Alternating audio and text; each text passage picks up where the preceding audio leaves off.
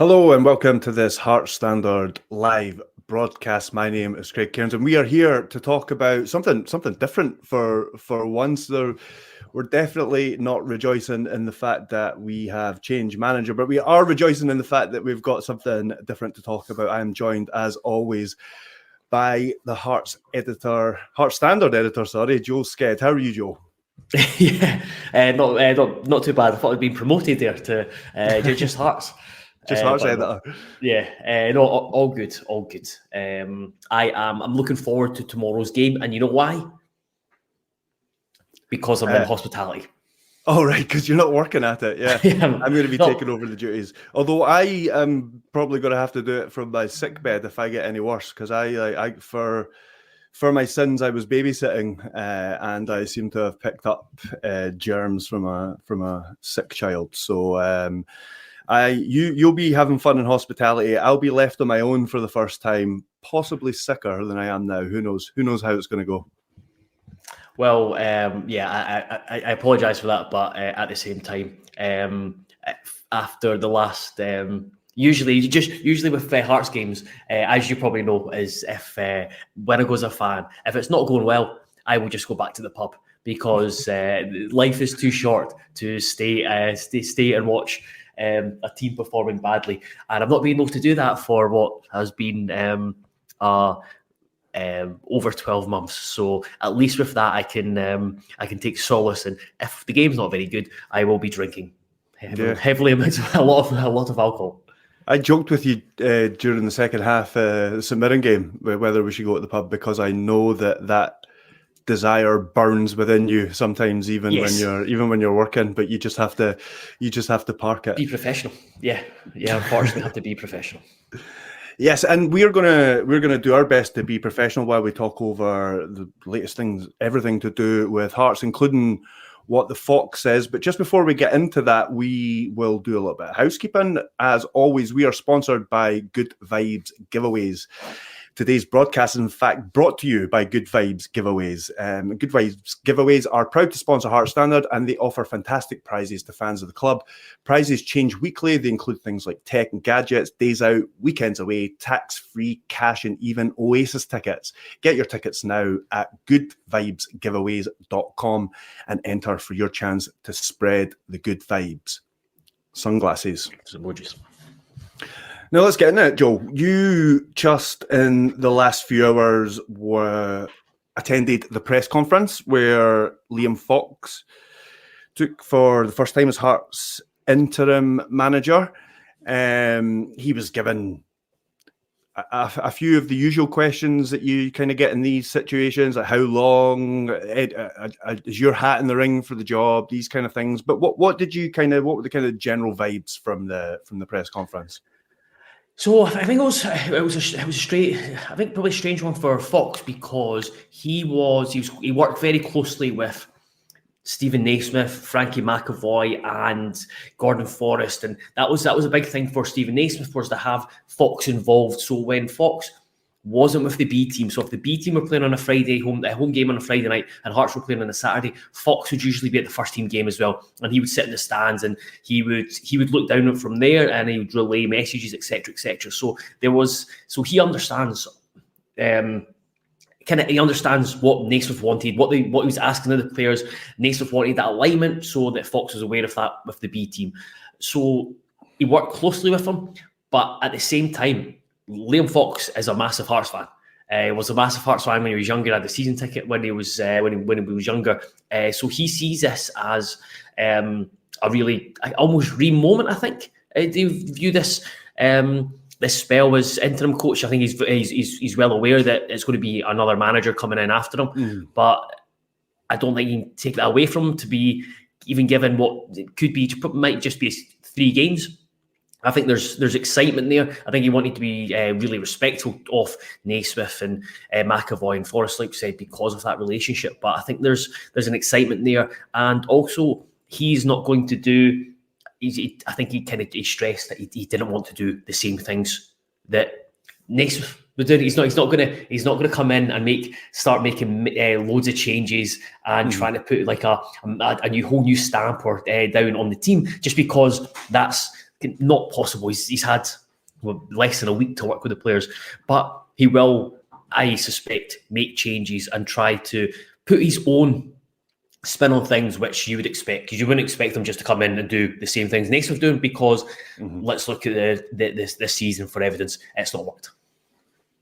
Yeah, definitely. And I think, even if he did have the time, even if it had happened during an international break and he had a couple of weeks, I think it would be foolish, even as an interim manager, to go in and try and be too fancy about it. You know what I mean? And try and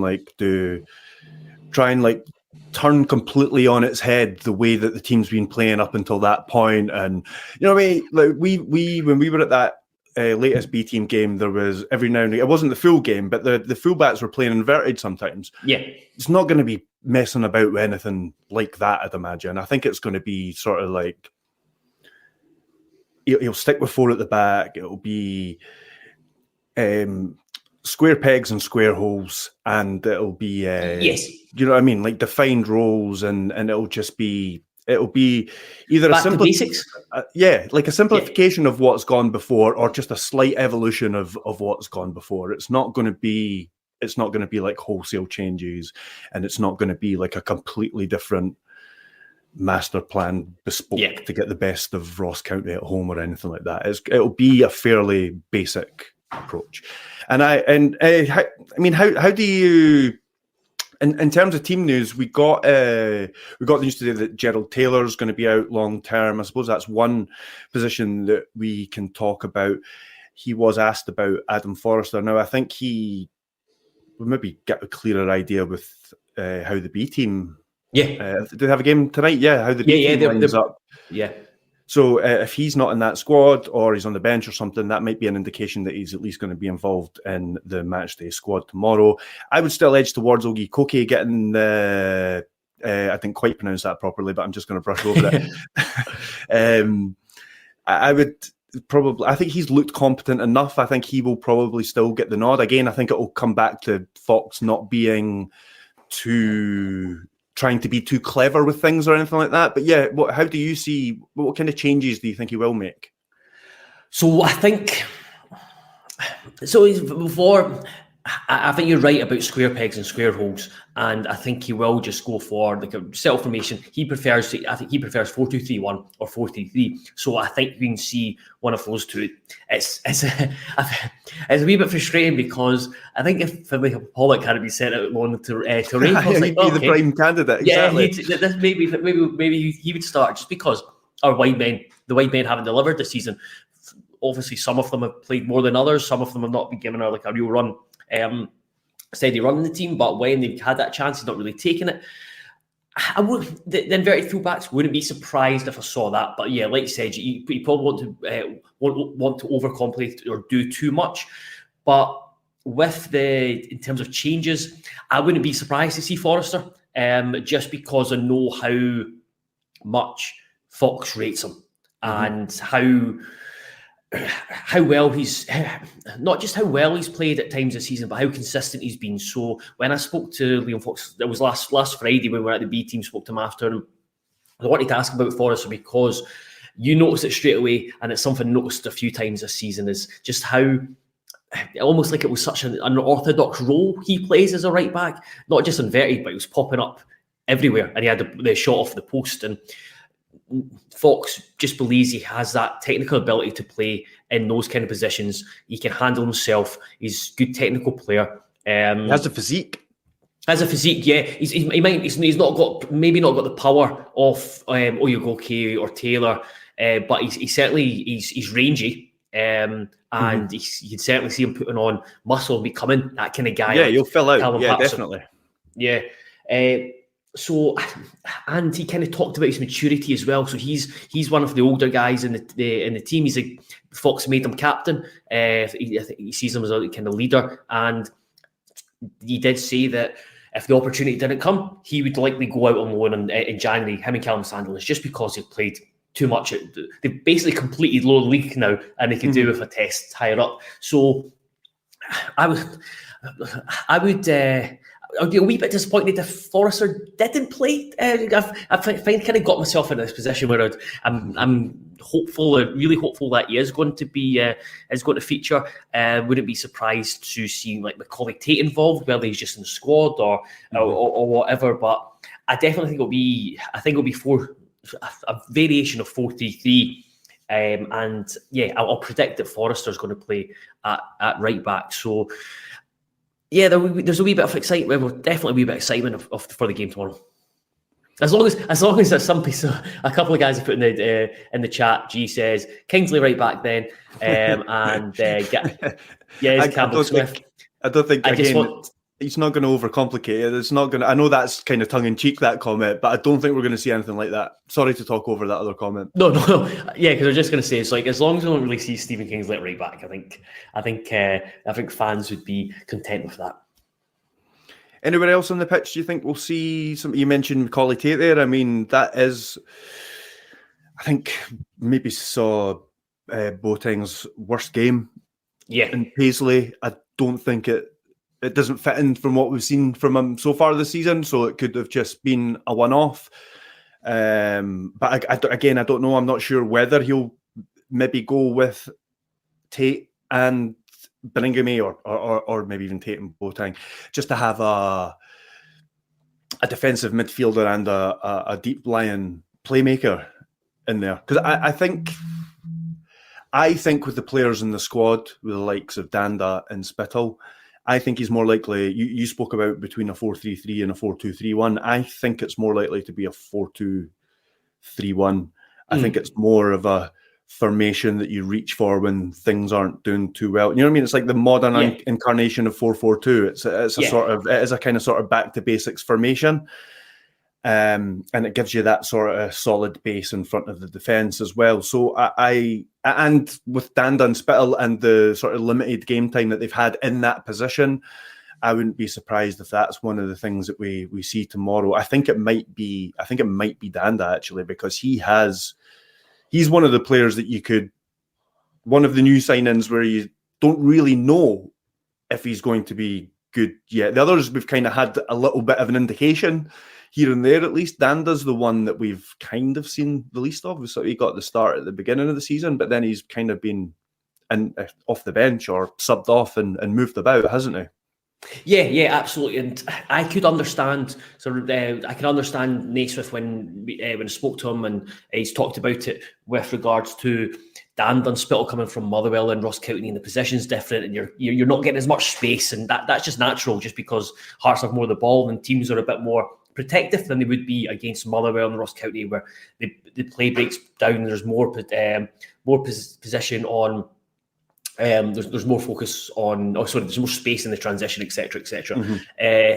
But at the same time, neither were given the time or the kind of to work that out as a number 10. As both of them have barely played as a number 10 since joining Hearts. So yeah, both of them have sympathy for, and yeah, I'd like to see Danda as the number 10, and or given a shot at number 10 and just kind of given time to acclimatise into there. In terms of just bringing, Graham says, do we need two holding players at home to Ross County? I wouldn't. So because you said 4-2-3-1, it's 4-2-3-1 on paper, but I would only class one of them as having a holding midfielder. You'd probably look at Benny, and then you want someone inside him, whether it's, I think you'd probably looking at like Grant or Devlin, who's given more freedom or license to offer something more in attack than have. For example, I don't think we'll see Benny and Boateng as a two. No, I don't think so either. That's why I was mentioning Tate. But I think you're right that it's probably, again, it's not going to be like, he's not going to bring in 3 B team players and start them all or anything like that. So it is probably more likely, as you say, to be like Devlin or Grant or something that's the sort of the 8 between the other two. But yeah, I wouldn't be surprised if we saw a number 10 in a number 10 position on Saturday. Yeah, absolutely. And I think you look at, because William says, don't understand all the chat about making loads of changes and bringing guys with no minutes. I don't think saying there'll be loads of changes. I think Forrester just naturally because of Taylor, and Dan does well because you're probably a natural number 10. But other than that, it will be. Of course, it's going to be the players that we've been watching the last few weeks. I would imagine it'll be Vargas out wide. Shankland. I mean, there's some players that can't be, and I mean this with the best will in the world, but there's some players that can't be dropped because we just don't really have any other viable options. Like Shankland. I mean, maybe we're at the stage where, not tomorrow, but maybe we've been at the stage at some point where Shankland could have done with coming off the bench 1 week, or you know what I mean, like there being less of a burden put on his shoulders. But there's nobody. I mean, there's nobody else you can put in to lead the line as well, even as a like off pace Shankland. So and like we're talking about, one of the things you've mentioned as well about Fox is wingers. It was evident that one game that I was at, he likes to have wingers that stretch the game, and form-wise, we don't really have that many options. I mean, Vargas isn't really a winger. I mean, I think you can play him as sort of like an inside forward or whatever it is, and I think his pace on the side can be useful, but he's not like a get the ball and beat a man and cross the ball type winger, is he? Oda's not done it. Forrest has had his moments, and Mackay again is like a sort of inconsistent winger. So, do we even have the options for Fox to play like that? No, I probably not the way that he plays where the team play as the B team. So, for example, the B team will. This season, largely, it's been McCluckie and Finlay Pollock, and they'll basically just stay really wide, hold the width, and the fullbacks will go inside. And it's about trying to create 1v1s down the wings and then get the ball into the box. The most natural player in the Hearts team for that, I think, probably is Yutaro Oda, but I was going to say he's wildly inconsistent, but that would be being very, very generous. I just don't think he's delivered at all this season when he's been given the chance. And it's you kind of go back to the summer recruitment, and the two probably missteps has been not the two biggest missteps are probably not bringing in someone to as a foil for Shankland, like you said, to be able to just bring him off the bench when he's struggling, so it just continues that pressure on him, and to upgrade the wide areas. So I know people have been talking about Musa, but I think it's kind of asking a lot for, because he was never bought to come in and deliver straight away. Yeah, but maybe tomorrow with the pressure off is the time to do it. I mean, he will give you pace in the wide area, but do we even know what his natural position is? Because was he not? Did it not look like we had signed a wide player? But then was it not you that had said that the coaching staff had plans to make him an option through the centre or something? No, I think it was. I think they wanted to have him as be versatile. So when he's been at Sevilla, I think he's played both through the middle and from the right. I think he's scored most of his goals from the right hand side as well. I'll need to go back and double check. So, but that's his position. Well, could be it could be the day for him to. I mean, I don't know. I find this. I've been tasked with doing the predicted lineup, and I'm a bit nervous about it because it is quite a difficult one.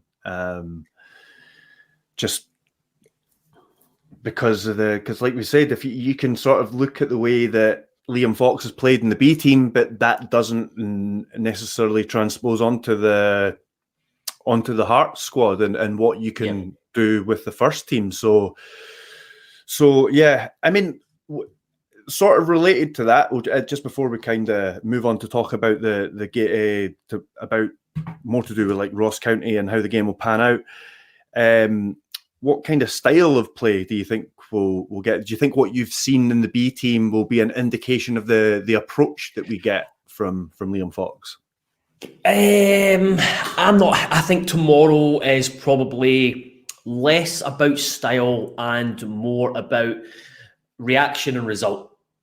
I think that's, if you take away Fox, I think it's a massive game for the players. I think, for example, if tomorrow goes poorly, if we go badly, if Hearts don't win, it's not. It won't be Liam Fox that's getting the stick from the Hearts crowd. It'll be the players, because they have not reacted, they've not stepped up, they've not taken on that responsibility. It's a massive game tomorrow for the players, and that's where I think you need just a reaction.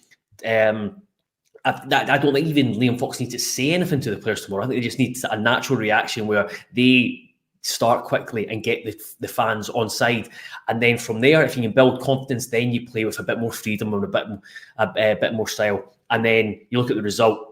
The results to win tomorrow is massive on the back of having that reaction as you produce a result. So I think tomorrow is probably less about style and just more about kind of just substance, just something, 3 points at the end of the day and a wee bit of a reaction. I think those are the two key things. Yeah, it's sort of like win your individual battle, that kind of thing. And stuff like that. Yeah, absolutely. Yeah. No, I totally agree. I think Hearts will win tomorrow. I don't know if you share my optimism. I think we still have a talented squad that you can argue about, as we have done, about its deficiencies and where it maybe kind of lacks and maybe where it's a little bit bloated. But I think there's enough talent there that we won't be in trouble of relegation or anything like that. And I think that one of the reasons we'll win tomorrow is because there'll just be a relief. And I don't necessarily mean this anything personally against Stephen Naismith. I think this is quite common when teams sack their managers. I just think it's just like a sort of a temporary clean slate kind of thing. Yeah. You know what I mean? The pressure's off, that the atmosphere is going to be completely different. It's going to be much more encouraging than it was going to be if Naismith was still in charge. And I just think things like that, and then just, I don't know, whatever it is, you're just sort of like relieved from that funk that you were in, and the pressure's off. And I just think Hearts will win fairly comfortably tomorrow. I don't know if you share my optimism. I look forward to this being thrown back in my face on Sunday. Yeah, fairly, maybe not go as confident as fairly comfortably, but yeah, I do. I think we'll win tomorrow. Finally get 3 points. Just everything. I can't really add or disagree to anything you said. Completely agree about that. Just that kind of mentality switch. It's just a weird thing in football where I think there'll be less. There's probably more scope for.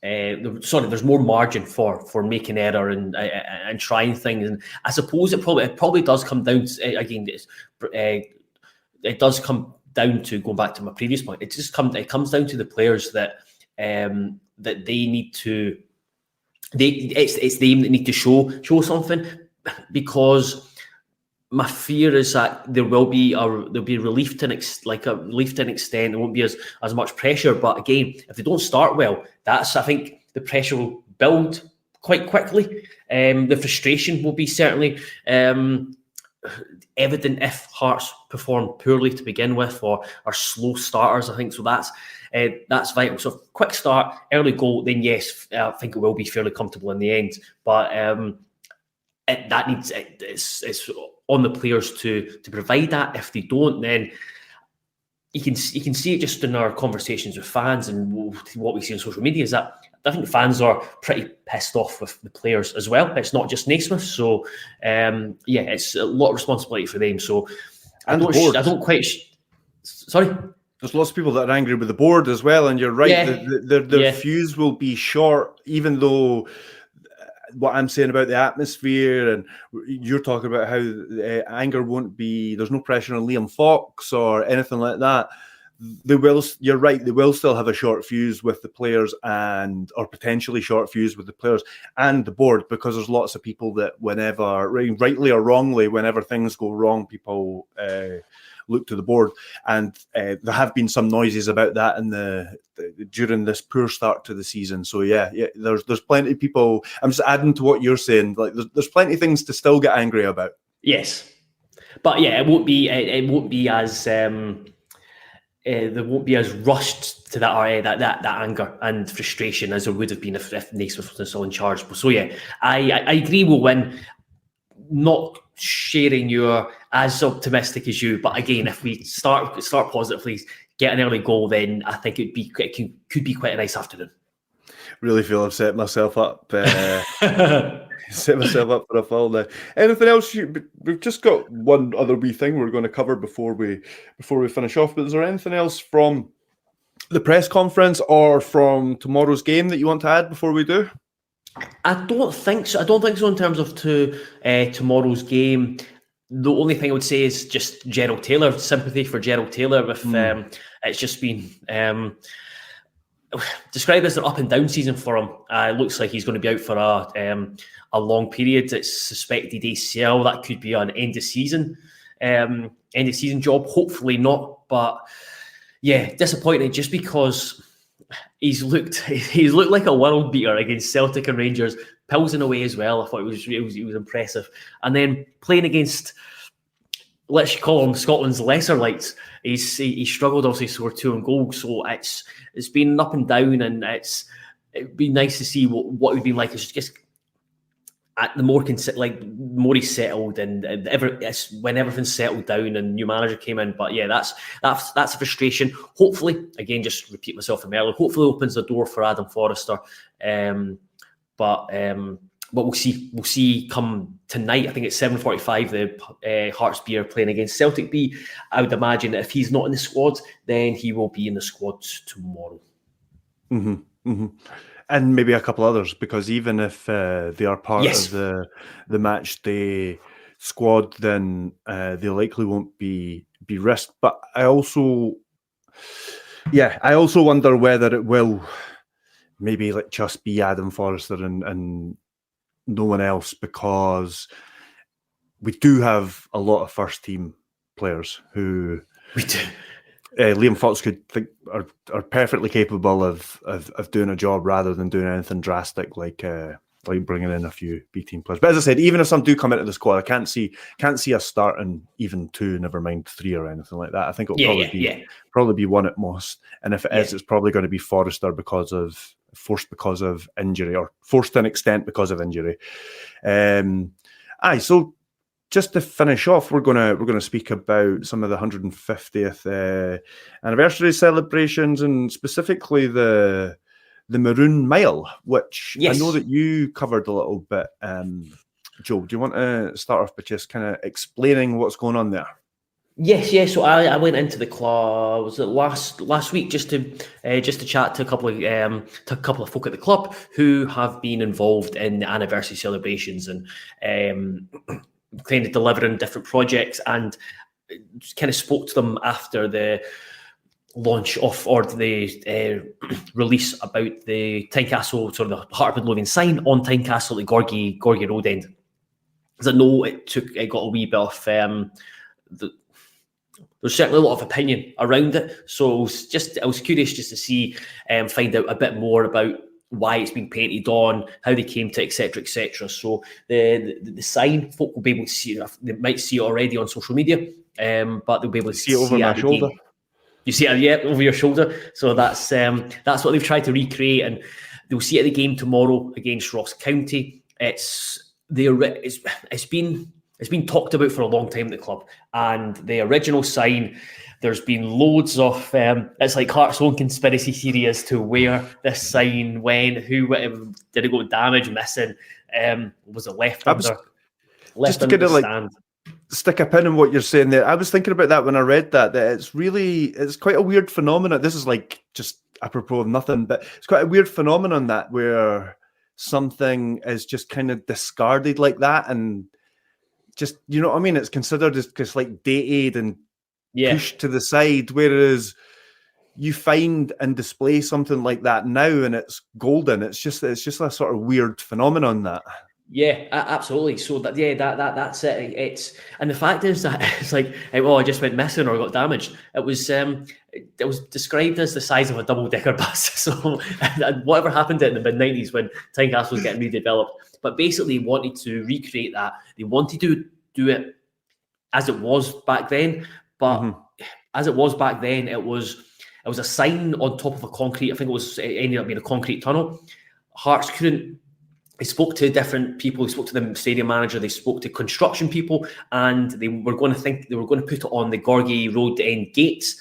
But because of the size and because of like the shape and the people that live there, there was a few things that just didn't work out. And the only real feasible way was to paint it onto the stand. So some people like it, some people don't. I think the club accept that was always going to be the case, that because of such a sign, people have opinions. People have opinions everything about football and Hearts, when that's great. So it wasn't going to please everyone, but they wanted to do it, and this was the best way round to do it.